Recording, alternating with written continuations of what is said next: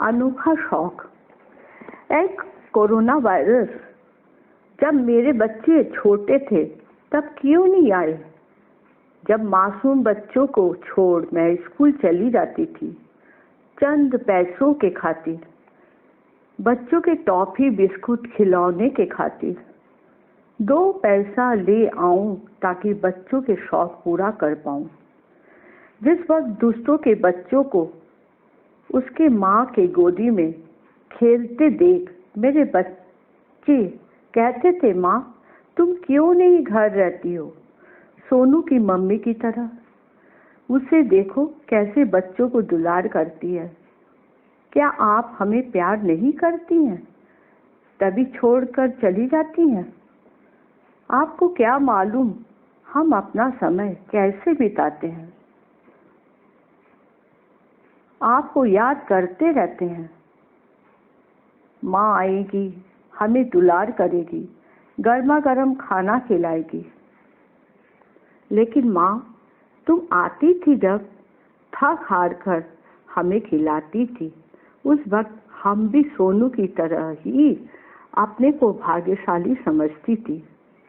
उधर से सोनू सोचता था, काश मेरी माँ भी सर्विस करती और रागिनी की माँ की तरह बिस्कुट टॉफी खिलौना लाती।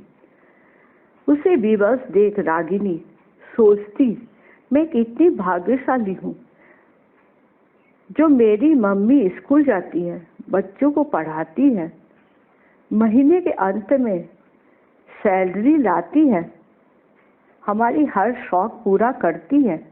लेकिन माँ को शिकायत थी, काश वायरस उस वक्त आता तो हम भी घर पर लॉकडाउन होते लंबे समय के लिए और बच्चों को अनाथ नहीं छोड़ते। बच्चे रो रहे हैं कि उसे खाना मिल रहा है कि नहीं, कि कोई उसे मार रहा है। शाम तक जॉब में रहने के बावजूद मन घर पर ही रह जाता था। बच्चे क्या कर रहे हैं? मुझे याद कर रहे हैं।